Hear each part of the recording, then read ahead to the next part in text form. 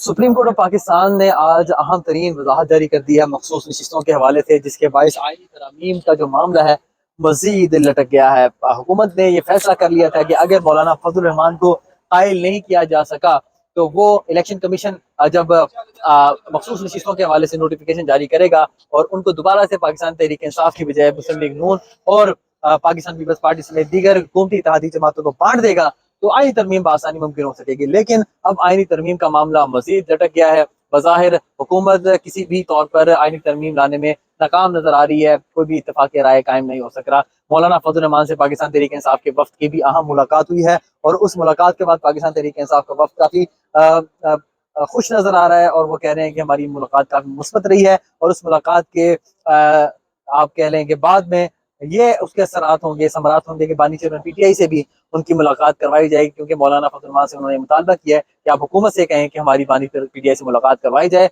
उससे कबल हम किसी भी मुसव्वदे पर हतमी फैसला नहीं कर सकेंगे। कौमी असम्बली में हम मौजूद हैं, सेनेट का भी इजलास जारी है, कौमी असम्बली का इजलास भी जारी है। कोशिश करते हैं मुस्लिम मेंबरान कौमी असम्बली से गुफ्तगू करें और उनका आईनी तरमीम के हवाले से क्या मौक़िफ़ है वो आपके सामने रखें। और जो हुकूमत को एक बड़ा झटका आज मिला है, सुप्रीम कोर्ट के फैसले ने मखसूस नशिस्तों के मुतालिक फैसले जो दिया था उसकी एक और वजाहत जारी की है और उसमें इस फैसला में पाबंद किया है इलेक्शन कमीशन को कि वो किसी सूरत इलेक्शन कमीशन सुप्रीम कोर्ट के फैसले को नजरअंदाज नहीं कर सकता।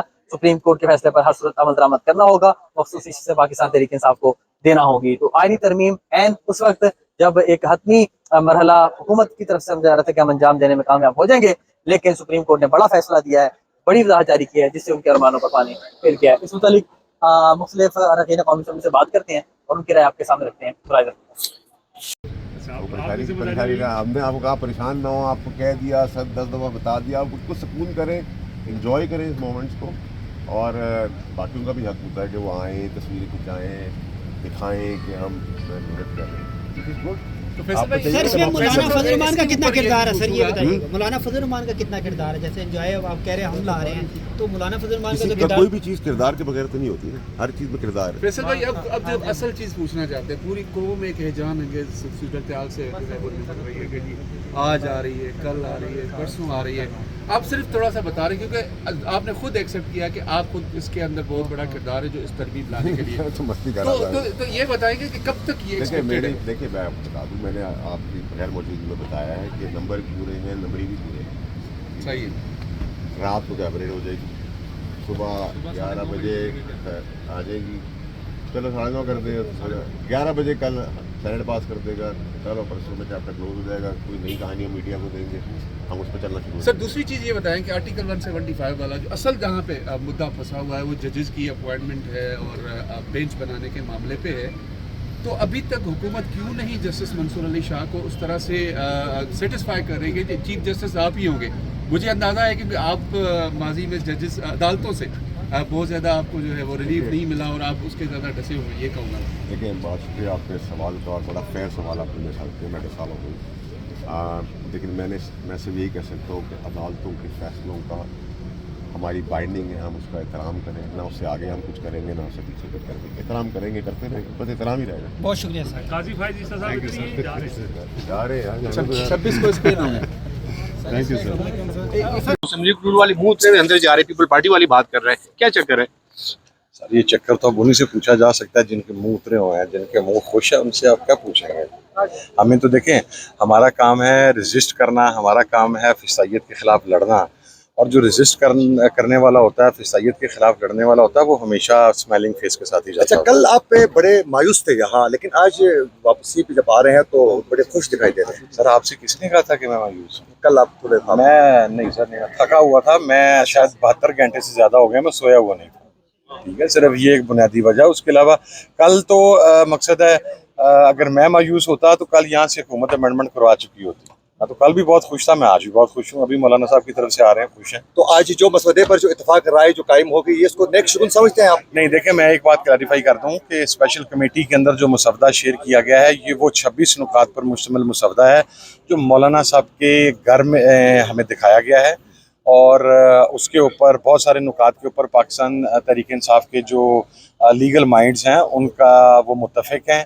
बाकी कुछ चीज़ों के ऊपर ज़ाहिर है बहस करनी है, वो अभी जो लीगल लोग हैं वो उसके ऊपर देख रहे हैं तमाम चीज़ें। नंबर 1। नंबर 2, हमारे जो नुमाइंदे थे, जो कि स्पेशल कमेटी की मीटिंग में मैं, उमर अयूब साहब, गौहर खान साहब, रजा नासिर अब्बास साहब, हम लोग मौजूद नहीं थे आज मौलाना साहब के घर पे होने की वजह से।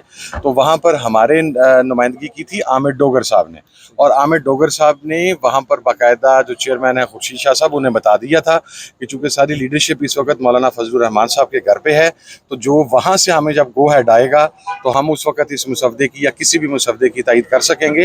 तो हमारी तरफ से जो नुक्ता नज़र था वो आमिर डोगर साहब ने वहाँ पर रख दी। तो पाकिस्तान तहरीक इंसाफ के बानी से मुलाकात करने से पहले ही क्या आप इस मसवदे के साथ आगे बढ़ सकेंगे? बिल्कुल भी नहीं।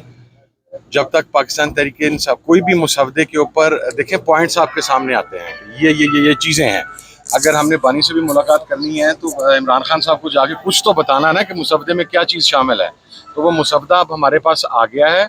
अब हम इस चीज़ के ऊपर, और मैं तो गुज़श्ता 1 हफ्ते से बार बार मीडिया पे कह रहा हूँ कि जब तक इमरान खान साहब अप्रूव नहीं करेंगे उस वक्त तक हम किसी भी मुसवदे के साथ जाने की पोजीशन में नहीं है। हम किसी वोटिंग का हिस्सा नहीं। आखिरी सवाल sir, supreme court of Pakistan की एंट्री आज कैसे देख रहे हैं आप? अनफॉर्चुनेट। उसकी वजह यह है कि अगर सुप्रीम कोर्ट को बार बार अपने फैसलों की वजाहत करना पड़ रही है तो ये उन इदारों के ऊपर या उन शख्सियात के ऊपर एक बहुत बड़ा क्वेश्चन मार्क है जो सुप्रीम कोर्ट के फैसलों में से इफ्स एंड बट्स के और या कॉमाज निकाल के तो उनको इम्प्लीमेंट नहीं होने दे रहे। तो मैं ये समझता हूँ कि ये अनफॉर्चुनेट है कि एक बहुत वाज़ेह डिसीजन आने के बाद भी बार बार सुप्रीम कोर्ट की तरफ से उस चीज़ की वजाहत की जा रही है। बट स्टिल मेरा ख्याल है कि ECP का रास्ता तो बंद हो गया। ओके, बहुत शुक्रिया, बहुत शुक्रिया, थैंक यू। होने के बावजूद ये चाहती है कि ज़्यादा से ज़्यादा लोग के साथ कंसेंसस पैदा किया जाए, लेकिन यहाँ पर हमारी बदकिस्मती है कि PTI जैसी अपोजिशन मौजूद है जो इस बात को कभी हमारी वो समझती है कि कमज़ोरी है हुकूमत की, और कभी इस बात को और इस तरमीम को NRO के लिए इस्तेमाल करना चाहती है। हर बात पे उनकी बात अडियाला तक चली जाती है, केसों तक चली जाती है।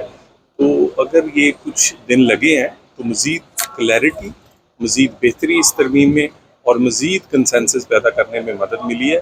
अददी अक्सरियत हुकूमत और हुकूमती इत्तेहादियों के पास अल्हम्दुलिल्लाह थी और है। सर, सुप्रीम कोर्ट का आज एक फैसला भी आया है, उस फैसला देखिए, वजाहत पर जो वजाहत आई है इसने फैसलों को मुतनाज़े कर दिया है मज़ीद, और इसकी टाइमिंग भी काबिल एतराज़ है। जब तरमीम होने के करीब आती है, जब कोई लेजिस्लेशन होने लगती है, तो उस मौके पर इस तरह की वजाहत जो है इसने इस फैसले को पर और सवाल उठाए हैं और मुतनाज़े किया है। और एक कानून वाज़े है, पाकिस्तान का आइन क्लियर है, कोई भी एक्ट ऑफ द पार्लियामेंट या पार्लियामेंट्री बनाया हुआ कानून किसी भी इदारे के किए गए फैसले से बड़ा है और अमल उस कानून पर ही होगा। बन रहे हैं या नहीं बन रहे? 1000% बन रहे हैं। वो लिख लें कि वो 26 तारीख को चीफ जस्टिस ऑफ पाकिस्तान होंगे। हमें इसके अलावा सीनियर मोस्ट वो जज हैं सुप्रीम कोर्ट के, आर्टिकल 175(3) बड़ा वाज़ेह है इस मामले में, फैसला जात सुप्रीम कोर्ट के वाज़ेह हैं। आज जो वजाहत कर दी है सुप्रीम कोर्ट ने वो भी उसमें कोई इब्हाम नहीं है, और अगर कोई उससे खिलवाड़ किया गया तो वो तहरीक हम चलाएंगे। वकला जो है सारे पाकिस्तान की आपको सामने है, उन्होंने वाज़ेह कह दिया है कि हमें Mansoor Ali Shah senior most attorney जज के अलावा कोई और चीफ जस्टिस काबिल कबूल नहीं है। 26 को हमारे और कौम के और मुल्क के और आइन के हिसाब से इंशाअल्लाह सैयद मंसूर अली शाह साहब चीफ जस्टिस ऑफ पाकिस्तान।